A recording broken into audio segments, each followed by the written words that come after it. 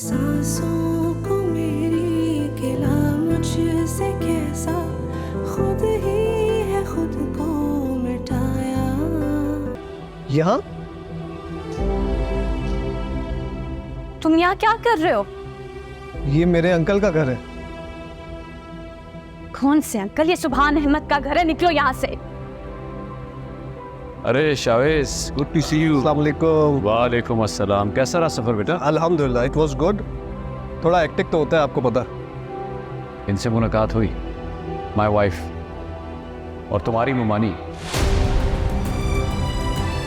Studies complete करने के बाद मैंने अपने मामू का बिजनेस ज्वाइन कर लिया, तब से अपने मामू की नौकरी कर रहा हूँ। और वो फेसबुक पे जो आपका घर था वो किसका है? आपका है ना? मेरे मामू का है, मैं उन्हीं के साथ रहता हूँ। और ये मेरा बड़ा होनहार भांजा है शावेज।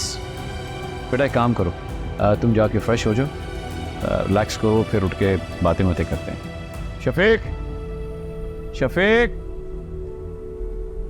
एक काम करो बेटा, साहब को ले जाओ और इनका रूम दिखाओ, और जैसे फ्रेश हो जाए फिर मेरे पास लेके आना। जाओ बेटा। ओके।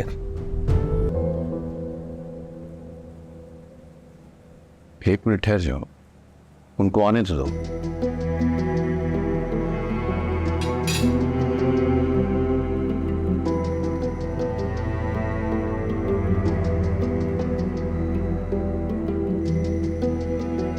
अस्सलाम वालेकुम। वालेकुम अस्सलाम। वालेकुम। आओ आओ, बैठो भाई। कहाँ रह गए थे तुम लोग? कब से इंतजार करना। चलो भाई सर्व करो। बच्चे तो नहीं हैं दोनों?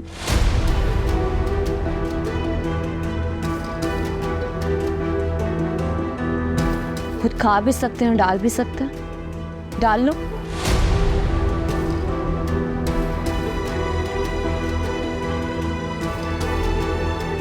ये खुद भी डाल सकते हैं, लेकिन घर आए हुए मेहमान की खातिर मदारत करनी पड़ती है, पूछना पड़ता है।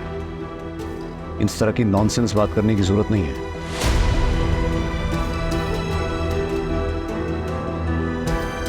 इट्स ओके अंकल, इतनी फॉर्मेलिटीज़ की ज़रूरत नहीं है। मेरा अपना घर है ये, मैं खुद ले लेता हूँ।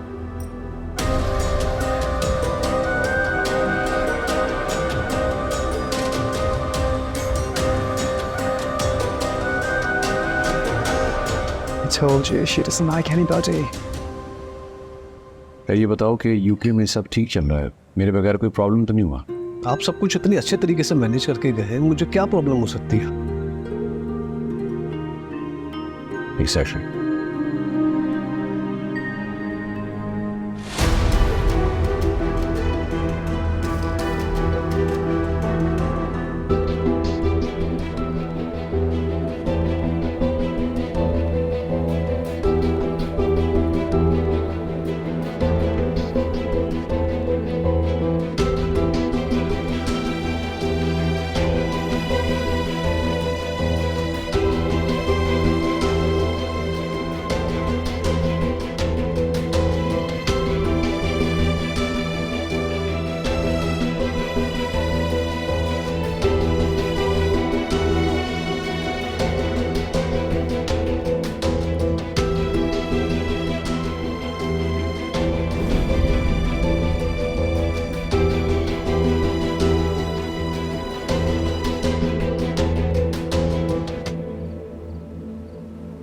ये क्या हरकत की तुमने डाइनिंग टेबल पर? क्या सोच रहा होगा शावेज कि किस किस्म की औरत के साथ मैंने शादी की? अपनी नहीं तो कम से कम मेरी इज्जत का ख्याल किया होता तुमने। आपको क्या अपनी इज्जत की परवाह है? बस मेरी कोई इज्जत नहीं। आपका बेटा जैसा चाहे मेरे साथ सलूक करे, और अगर आप अपने भांजे के सामने मेरी इंसल्ट करेंगे, वो क्या मेरी इज्जत करेगा आगे? इज्जत करवाने के लिए किरदार भी वैसे ही होने चाहिए, मगर तुम तो। क्या मतलब है आपका? मेरे किरदार में झोल है? साबित तो तुमने यही किया है। इनकी शख्सियत में ठहराव होता है। वो यूं गिड़गिड़ा कर किसी के सामने इज्जत की भीख नहीं मांगते, बल्कि सामने वाला खुद मजबूर हो जाता है उनकी इज्जत करने के लिए। एक बात अपने ज़हन में अच्छी तरह बिठा लो तुम शाज़मा, घर तुम खुद अपनी मर्जी से वापस आई हो। अगर यहाँ रहना है तो तौर तरीके से रहो, नहीं तो वापस चली जाओ। मुझे कोई फर्क नहीं पड़ता।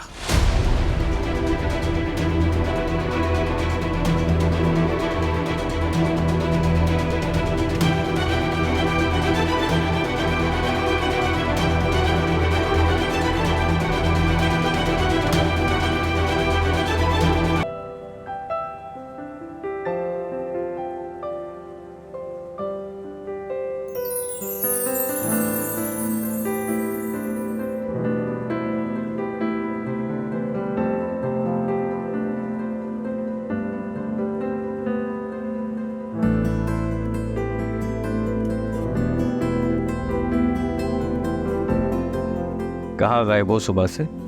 चेहरा तक देखने को तरस गया हूँ। हरीम को पार्लर ड्रॉप करने गई थी और अब उसे पिक करने जा रही हूँ। अच्छा ईशान, आप अपने कपड़े निकाल के ना प्लीज़ प्रेस करवाने दे दें, मुझे बहुत देर हो रही है। अरे रुको तो सही, इतनी जल्दी किस बात की है? अपना चेहरा तो देखने दो सुकून से। ईशान मुझे बहुत सारे काम है, बहुत ज़्यादा। ठीक है मैं जा रही हूँ। ये भी एक ज़रूरी काम है, तुम्हें देखना, तुम्हारे पास रहना है।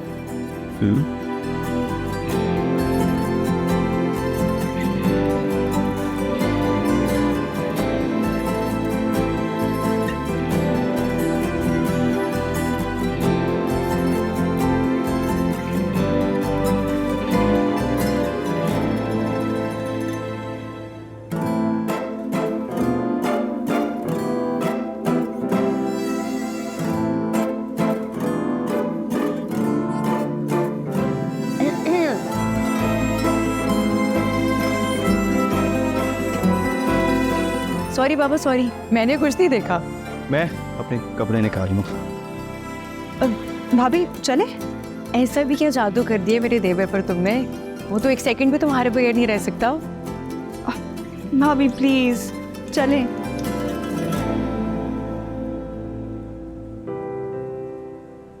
You don't need to worry about Mustafa. Shavez is such a nice guy and very talented. इसी वजह से तो उसने कंपनी को 4 चांद लगाती हैं। बाय द वे वो जो कंपनी है लंदन में मेरी, उसको तकरीबन ओन वही कर रहा है। ये मेरी गारंटी है, तुम उसके साथ आंख बंद करके काम करो, इंशाल्लाह तुम्हें फ़ायदा होगा। I'll call you later on.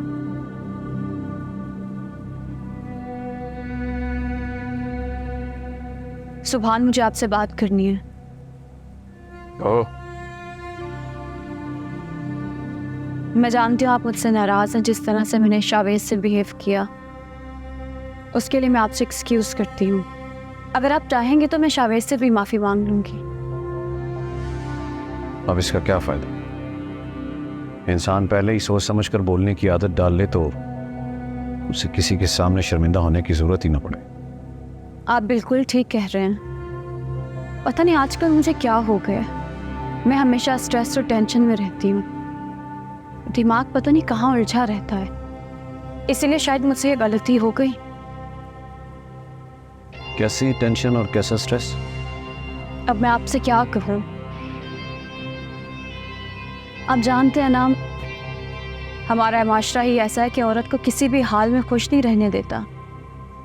लड़की की अगर शादी ना हो तो उसे सवाल पूछ पूछ के मार देता है कि तुम्हारी शादी क्यों नहीं हो रही। और शादी के बाद अगर औलाद ना हो, मुझसे भी लोग बहुत सवाल करते हैं कि मेरी औलाद क्यों नहीं। मैं तो तंग आ गई औलाद के बारे में सवाल सुन सुन के अपने बारे में। एहसास महरूमी का शिकार होने लगी हूँ। लगता है कि कोई महरूमी है मेरे अंदर, कोई गैप है जो आप मेरे साथ किसी डॉक्टर के पास चलेंगे? मैं अपना चेकअप करवाना चाहती हूँ। इसकी कोई ज़रूरत नहीं। मुझे औलाद की कोई ख्वाहिश नहीं, मेरा बेटा मौजूद है। मेरे लिए मेरी फैमिली मुकम्मल है, इसलिए तुम अपने दिल से ये ख्वाहिश निकाल दो। ये तो नाइंसाफ़ी की बात हुई सुभान। एक औरत के लिए सबसे बड़ी ख्वाहिश उसकी औलाद का होना होती है, और आप कैसे मेरी ख्वाहिश का गला घोंट सकते हैं? ये मेरा हक है, आप मुझे इससे महरूम नहीं रख सकते। क्योंकि मैं नहीं चाहता किसी भी वजह से मेरे बेटे की कोई भी हक तलफी हो। तुम अपनी औलाद में मसरूफ होकर उससे गाफिल और लापरवाह हो जाओ। ऐसा कभी भी नहीं होगा। मैं उसे अपनी औलाद की तरह चाहूंगी। मैं अपनी जुबान देती हूँ। अपनी जुबान की तो तुम बात मत करो, अपना भरोसा खो चुकी हो तुम। इंसान क्यों ना हर मामले में आला ज़र्फ़ी का मुजाहरा करे, लेकिन जहां औलाद की बात आती है तो वहां सगे और सतीले की बात आ ही जाती है। कम से कम मैं अपने बेटे को इस झंझट से दूर रखना चाहता हूं। और जरूरी तो नहीं औरत बच्चा पैदा करके ही मां बने। तुम नुमान को ही अपनी औलाद समझो, उसे अपने बेटे की तरह ट्रीट करो, उसके साथ टाइम स्पेंड करो। लेकिन जो औलाद पैदा करने का ख्याल तुम्हारे ज़हन में आ रहा है, इसे निकाल दो, क्योंकि मैं ऐसा नहीं चाहता। लेकिन बस मैं अपना फैसला तुम्हें सुना चुका हूं और इसमें कोई तब्दीली की गुंजाइश नहीं है।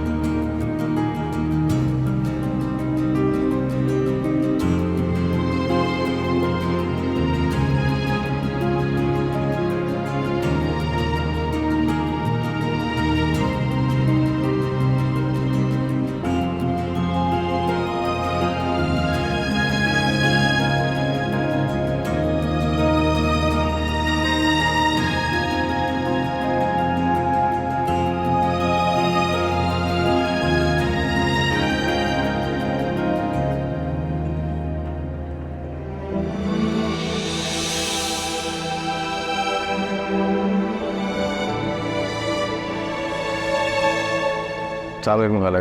वालेकुम अस्सलाम। मैं आप ही का इंतज़ार कर रहा था। बहुत अच्छा किया जो आप आ गई, मुझे आपको देख के बहुत खुशी हो रही।